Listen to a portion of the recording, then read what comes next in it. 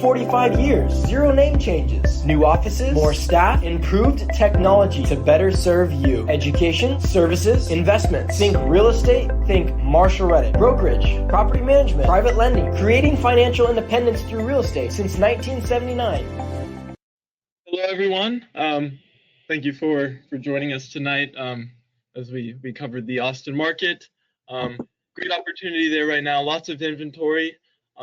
Kind of driven the prices down. So, like I said, really solid time to get into the Austin market. So to introduce myself, my name's Gavin. I'm a licensed realtor here in the state of Texas. I've been with Marshall Reddick for 2 years now and have a bachelor's degree in real estate finance and development. I've helped clients both here in Texas and out of Texas, actually in Paducah, Kentucky, close on single family and multifamily transactions, and about 15 to 16 million right now in sales volume. So Marshall Reddick, who are we? What are we? I guess first and foremost, a real estate brokerage. We help primary homeowners buy and sell their homes. We help investors buy new properties or maybe 1031 out of a property. But that's, I guess, really like 10% of the battle. I guess the 90%, the back half, is operating it and squeezing every cent you can out of it. So we also manage properties. We're in a little bit over 5 states right now, manage a little bit over 3,000 properties. We do everything from collecting and dispersing rent, screening tenants, running tours, coordinating maintenance orders.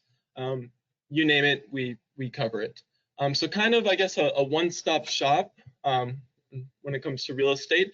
So we also have the private money lender side, which I guess is for borrowers, and then the investment fund or the mortgage fund, which is kind of geared towards investors. So the private money arm is good for someone who maybe has, like, let's say you have like 10 plus properties. You're not necessarily going to qualify for a conventional loan anymore. So you'd go through a private money lender. Or maybe you are doing fix and flips and you need to close like tomorrow or within 5 to 10 days from now. Good luck doing that with a conventional money lender. You would use a private money lender.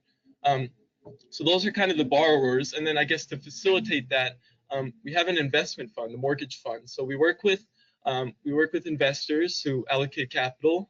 We take that capital and lend out on different mortgages. And on those mortgages, we're collecting an interest rate. With that interest rate, we're paying out our capital partners at about a 2.5 quarterly to about 8.5 annual yield. So that's kind of our bread and butter. And like I said, really a one-stop shop when it comes to real estate. Here are our 5 different states that we're currently operating in, have offices in LA, Newport, New Braunfels, San Antonio, Austin, Cape Coral, Nashville, Clarksville. And then actually the Clarksville office is like right on the cusp of Kentucky. So we actually manage in Kentucky as well. So in 5 different states and 12 different markets. And then how did we choose these markets? How are you choosing the markets? I guess first and foremost, step number 1, a job market. Is there a shortage of employers? Are employees not coming to this area? Probably a no-go. Let's not invest there. Are there employers flocking to the area? Are there employees moving there in droves? That's probably somewhere where you want to invest in a long-term investment property. Vacancy rates. I guess what I mean by this is some markets have a bit higher density of property homeowners rather than renters. So you'll typically want to target a market that's maybe a little bit balanced favorably in the side of renters, just to kind of keep those vacancy numbers down under a month. Economic diversity. You're not going to want to pigeonhole, silo yourself into one industry, one sector. What happens if that sector fails? What happens if they pull out of the market? You're now left with nothing, essentially, if this is what you're relying on. So you're going to want to target a market that has a plethora of different jobs, different markets, tech, healthcare, manufacturing, maybe military, like a San Antonio. Regardless, a mixture so that you're not reliant on one industry. Housing affordability. I guess for this, I'd like to compare like a California to an Austin, where in Austin you can get into a 3-2, couple, 1,000 some square feet for about 300 grand, whereas that would be super far-fetched in a market like California. So obviously you're going to want to target somewhere where you get a little bit more bang for your buck. Landlord friendly. So we can also go back to a California Texas comparison for this as well. A market like Texas has a lot more laws, regulations. The market conditions are a lot more favorable towards landowners, towards landlords, property owners. This makes it a lot easier when it comes to things like maybe the eviction process or rent control. There's a lot less regulation when it comes to bumping rents, or maybe regulation related to like security deposits. Regardless, it makes it a lot easier to operate your asset. Strong education and reliable property management. So with strong education, typically comes universities. With universities is white collar jobs, and with white collar jobs is typically good paying, high paying tenants. And then reliable property management. So regardless if it's Marshall Reddick or whoever, you want options, like kind of much like number 3, economic diversity. You don't want to silo yourself into one provider. What happens if the relationship spoils? What happens if they pull out of the market? You're now stuck, managing it by yourself, or maybe selling the property. So this is kind of like the step-by-step what we look for when we're picking a new market. Here is the team. These are, I guess, everyone who kind of makes the world go around here at Marshall Reddick. Property managers, maintenance coordinators, tenant coordinators, leasing agents, sales agents. There's everyone. This is everyone. And then Michelle. Michelle is an Austin native and our keynote speaker tonight. I'll stop blabbing and I will let her take the floor and share. She has a lot of great things to share with us tonight. So I'll let her take it. Thank you, Gavin. It's been a minute since I've been referred to as a keynote speaker. I feel so special. Thank you. Well, yes, thank you for joining us this evening and for giving us your time and attention. We greatly appreciate it. I know I do. I am super biased for this presentation, so sorry if it comes across as such, but I am a Texas native. Like Gavin said, I'm a licensed realtor here as well since 2009. I know I'm aging myself, but hopefully it doesn't look like it. I have a bachelor's in communication from UT. I have a bachelor's in education also from the University of Texas, El Paso, and I have a master's in educational leadership and a master's in sociology. So I'm a lifetime learner. I like to learn. Gavin teases me for it. I have multiple transactions, leasing, sales, investor, etc.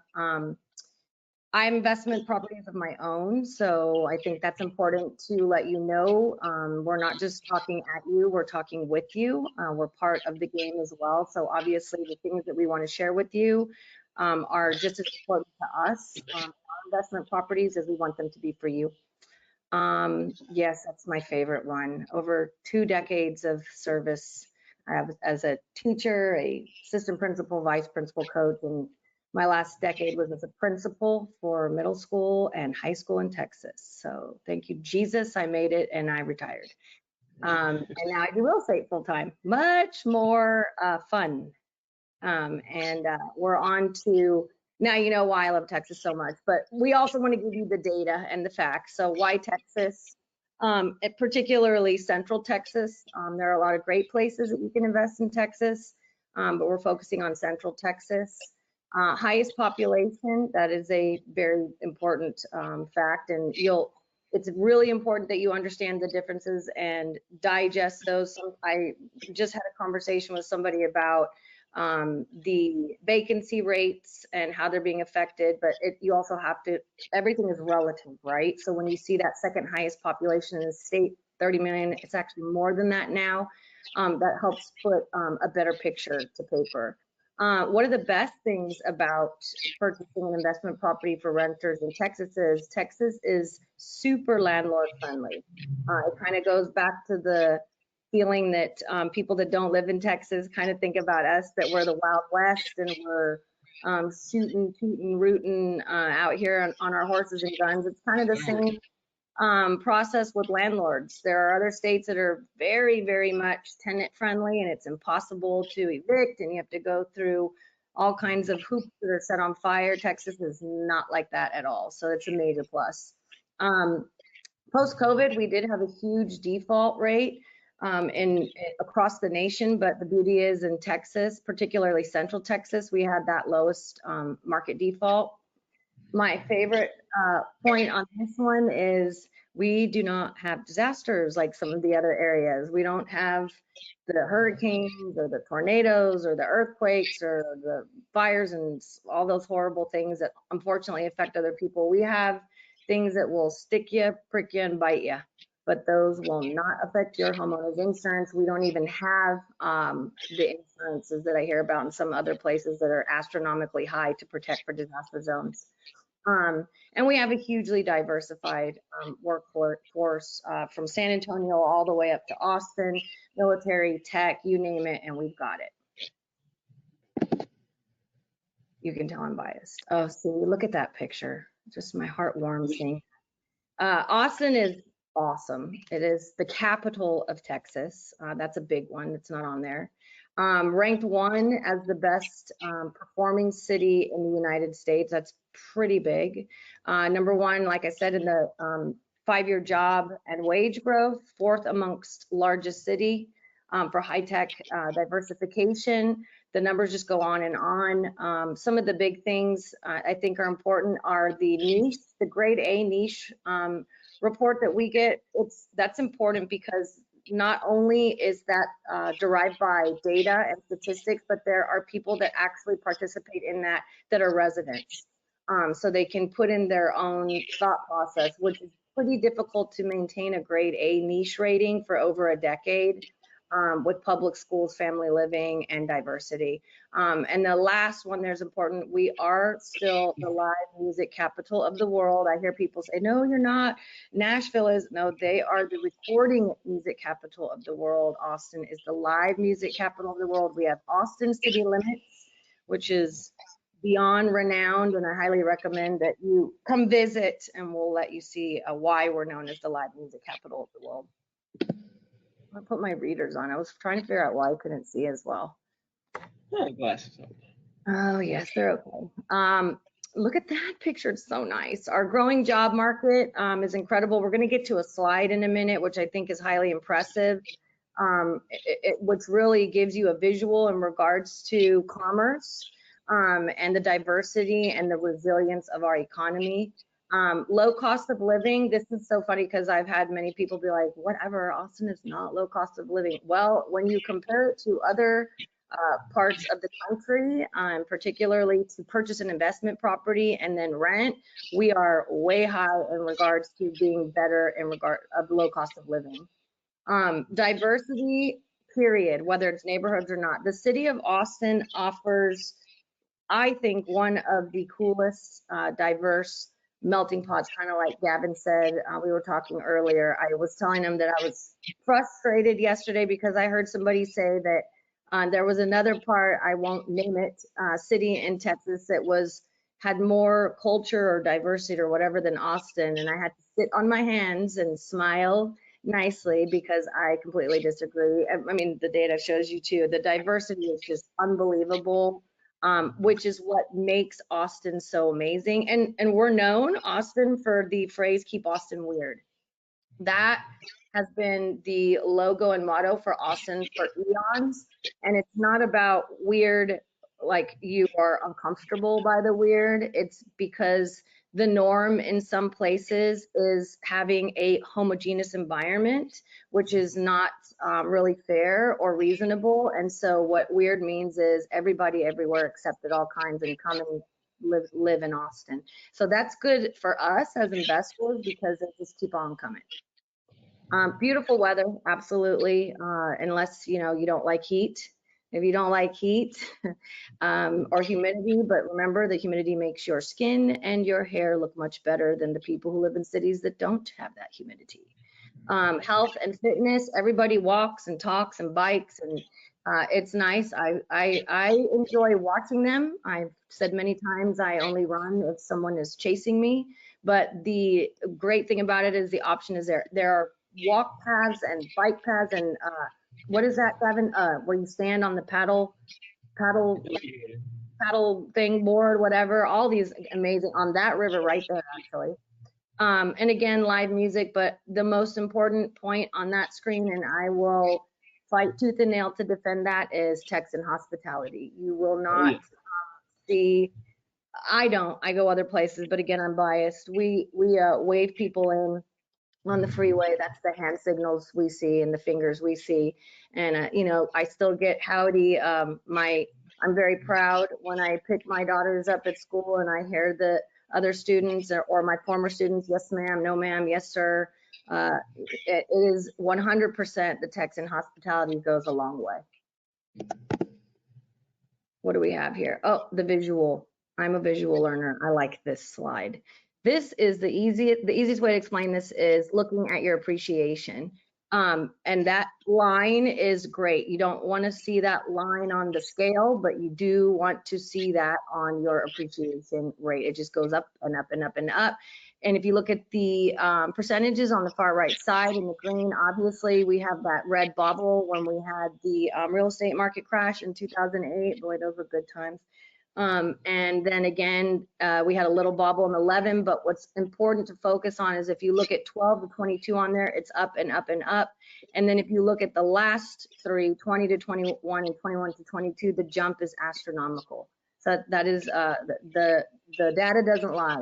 I used to tell my students that people lie, but the data doesn't lie. This is the fun one. The point that I like to make in regards to employment, commerce, economy, et cetera, is one of the things that I usually speak with my clients about when you're looking at investing is to understand the demographic in regards to employment and what is there and how that could affect your investment property. You don't want to invest somewhere where there's one major corporation or even two major corporations that are the bulk of the economy, because what happens if those close? What happens if they go bankrupt, or something explodes, whatever? Then you have a real problem with the commerce there. You look at this slide and not only are there a ton on there, and there's more that are missing, you look at the big boys on there. Austin has 3 major Fortune 500 companies with Dell, Oracle, and Tesla. Those are huge, and their employment capacity is massive. We have aerospace companies that are in Austin, Astro Tech Corp, not sure if you're familiar with that. They are now located in Austin, and so is the Samsung Austin Semiconductor. We have biotech in Austin. Luminex Corp just made Austin their home, and we could go on and on. So the beauty of that is, you know, why is that important? Those places all have a boatload of employees, and they continue to bring people to the area. They can't buy, they don't want to buy, whatever, and they're going to rent, and keep on renting. Gavin is my clicker. Thank you, Gavin. This is the Austin cheat sheet. So I'm a little biased on this one. So I'm going to give you my opinion on these areas in regards to investing and kind of shed a little bit of light in regards to which demographic and which zone is identified here. So I like to start at the top left. The West Hill Country, the first line there, luxury area, that's pretty much the best description you can give. Right where the arrow is pointing, that's Lake Travis. And Westlake Hills, highly coveted, very difficult to get into Westlake Hills School District. Lake Travis, that's where you have Sandra Bullock and Matthew McConaughey and all those lovely places and houses on the lake. Bee Cave, very nice, beautiful community, very, very high dollar. This would be more for if you wanted to buy your vacation home. The only way you would really have cash flow positive on a rental is if it was paid like cash in full, but it is highly coveted top school districts. We're gonna go clockwise to North Austin. Highest concentration, yes. This is where the Domain Luxury Shopping Center is. What I like to point out about this particular area is North Austin is past the university. It's approaching Pflugerville, which is one of the funniest named cities that we have, and it's literally right at the tip of that arrow. This tends to be a more, thank you, Gavin, single family homes, populated, middle to upper class, a little bit more quiet, bedroom community neighborhood. There are some opportunities there, but again, you would be looking at something that you would need to put a lot of capital towards, or a full purchase in order to have, if cash flow is your big deal, to have cash flow. Otherwise, your investment there is going to be great too, because there's a lot of growth in North Austin. Moving down to the Bastrop area, Bastrop County, it's like a little sleeper city. It is farther out from Austin, farther east, but it is growing by leaps and bounds, and it still has very much a hill country feel to it. And there are great investment opportunities out in Bastrop as well. Even though it's a little bit farther out, there are quite a few roads, including the toll road, where somebody could reside there and then take the toll road either into Austin or one of the areas around Austin. A lot of new construction. And the last section, I always save the best for last, in my opinion, again, bias, is South Austin. That's that brown section down there at the bottom. South Austin is really where a lot of people that are coming to Austin or are from Austin and lived in Austin want to be.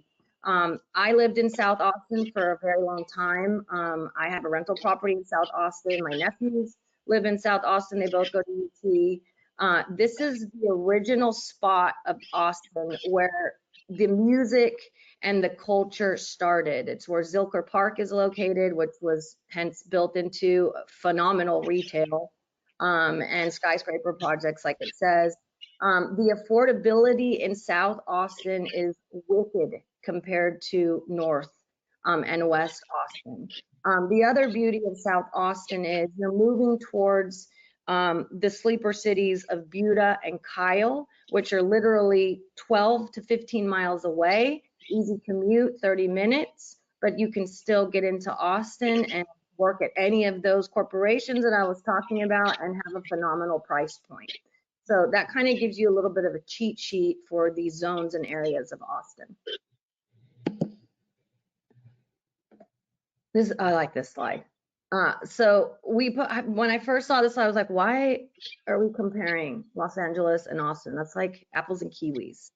And then I got a great answer. Remember where your Marshall Reddick office is? California. Yay, that's right. So we're going to go through, just so that it's relative in comparison, some ideas to, maybe look at when you're doing your data sheets. Austin, highest income in the state, big time, per ratio and per capita. Los Angeles, better weather, that's debatable. I'm just gonna say that's debatable. California weather is pretty awesome. Austin, we have the cleanest air quality in the state. Latest rating for Austin, I have asthma, so I'm always looking at it, was a 34 AQI, or AQ1, I'm sorry, which is good. And good is good. That's like solid for air quality, considering Austin has a lot of live oak and there's pollen and cedar fever and all that good stuff. Los Angeles, highest cost of living in the nation. Sounds about right. Again, on Austin, low for disasters. Like I said, we've got the cacti and the scorpions, but ain't gonna affect your property. Yeah. And Los Angeles, international presence, very true. Pretty respectable international presence. I would say we have that in Austin too, but I'll let Los Angeles have the check mark. There's ours, culture, luxury, and accessibility. The culture is out of control good in Austin. Every type of food and art, museum, music, I could go on and on. Luxury with affordability, so you have these unbelievably luxurious areas, and then you have areas that look and feel luxurious but are affordable for everyone else. Accessibility, it's like the wagon wheel, well, I like to call like New Braunfels the wagon wheel center, and Austin's real close. So the accessibility being in the middle and being able to shoot out in any direction in the state, which is Austin. You can just go everywhere from Dallas to Houston to San Antonio to West Texas, anywhere. That is the accessibility that Austin provides. Same thing with lakes and rivers and hill country, from terrain in the land to anything you want to do in water. Los Angeles, again, culture, luxury, and accessibility, I'm sure is fantastic there as well. I can't speak to that, but we have probably the same ranking and abilities as Los Angeles has. And proximity to other major cities. Same thing with LA and Austin, like we're talking about. You can just leave, go San Diego, all of the places that you could shoot out from Los Angeles. Same exact thing. If that's a benefit for you, if you're a Californian, we offer that as well in Austin. This is the best slide ever.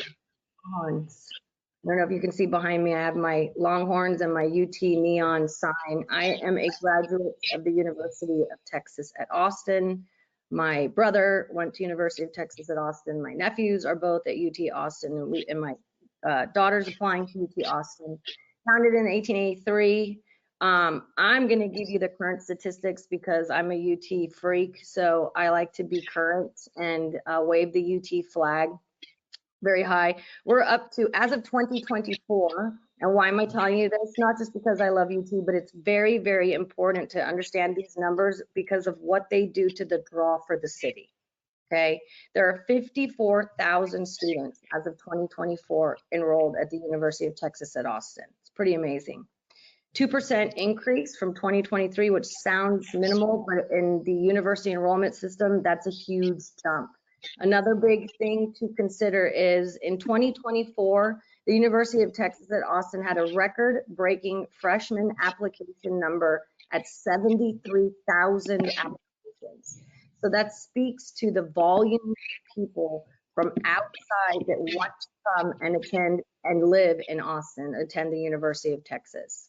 UT Austin, as of 2025, the rankings, we are the #1 best college in the state of Texas. We are the #7 in the United States of top public schools, and #30 in best colleges across the United States, which includes all private schools, Ivy League schools, etc. So the draw to the university, not just by students, but by their parents as well, is pretty impressive. The graduate school at the University of Texas is up to 12,000 students as of 2024, and the graduate programs offered, there are 115 fields. So that's pretty amazing because I read that and thought, well, what are all those fields? I would love to read every single one of them. And another really interesting fact about the University of Texas, which also I think is important as a property owner and speaks to, for me personally, not being afraid of Austin losing its juju. The University of Texas is considered the richest university, which sounds really horrible. I wish they would call it something else. But what that translates to is the endowment amount at the University of Texas at Austin is $45 billion with a B, $45 billion in the endowment. And that speaks to the graduates, the alumni, the corporations, et cetera, that believe in the city and believe in the program and are putting in billions, literally, not dramatically, billions of dollars to promote it and to promote the city. So hook 'em horns. All right, next one, some pretty cool facts, current and future to think about. Austin was rated the smartest city in the country. Smart city ratings come from Green Energy. The Austin Green Energy infrastructure score as of 2025 is a 92 out of 100, which is exceedingly impressive. Like the next highest rating was an 88. Austin is ranked 4th in the nation for the number of free Wi-Fi spots.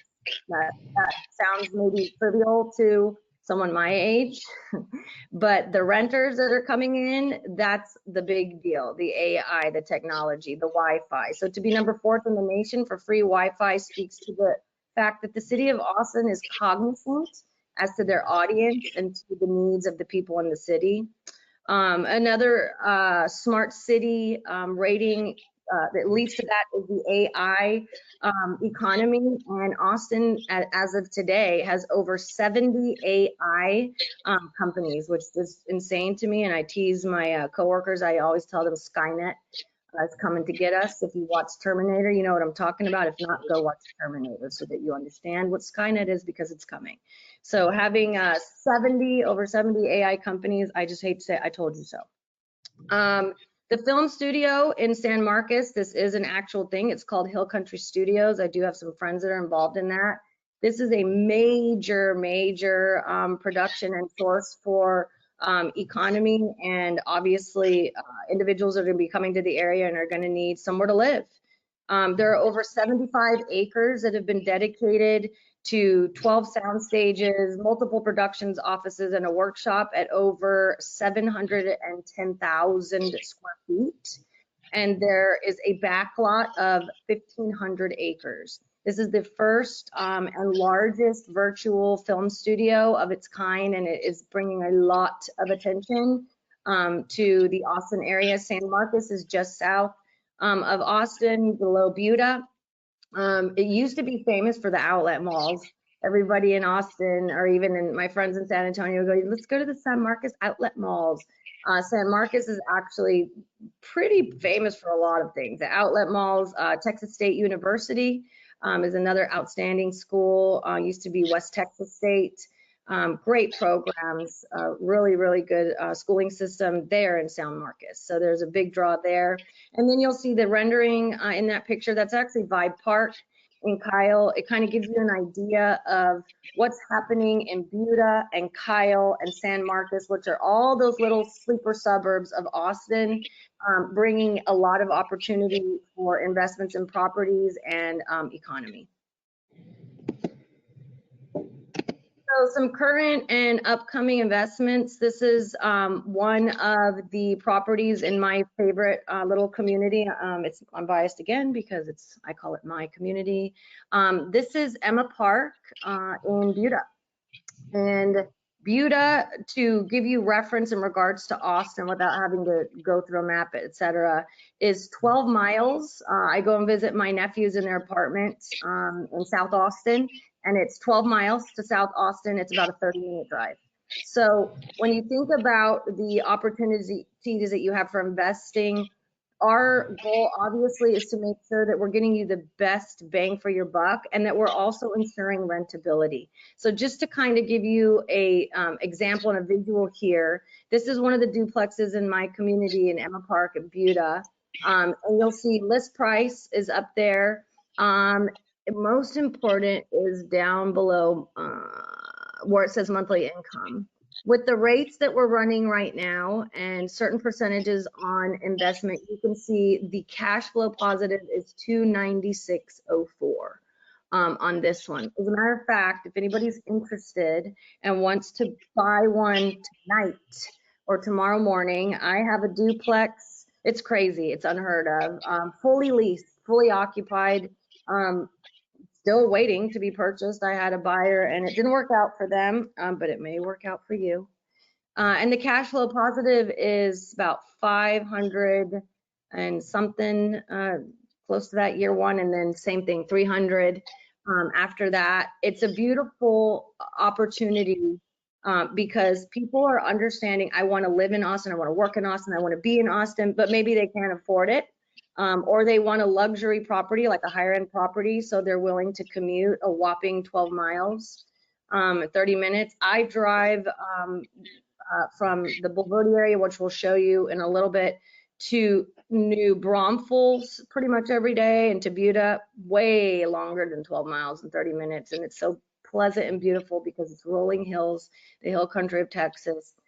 So it's well worth it. This just gives you a little bit of an example of some options that we have available for you. And that's also on our website. The map that I was, property management, my bad, I forgot that. When you do have an investment property and you buy that with us, we are obviously asking you to roll that into our property management. It would be silly, of course, again, I'm biased. My properties, obviously I'm using Marshall Reddick, not just because I love Marshall Reddick, but because the average property management rate and fee in the Austin area is about 11%. You'll see on ours down at the bottom for single family homes is 9%. For a duplex is going to be, or multifamily duplex fourplex is 8%. So to know that we are managing your property, we are vetting the people that are applying to be in it. We are taking care of it, watching it, maintaining it for that minimal percentage is pretty awesome. And that's obviously something that we would talk with you about, your advisor like Gavin and myself, your agent, and kind of give you all of that information as well. Is this the one with all the little balloons? Yes, there's the balloon. I like this one. So this is really a testament to show that we have over 1,500 units, which is insane to think about the growth, just over the last couple years, never mind the last 5 years, but just the last 18 to 24 months. It's pretty incredible. I was telling Gavin, if you look at the center little map picture where his cursor is, the Canyon Lake Spring Branch Bulverde, that's where my house is now. I do have my rental property, one of them in Austin.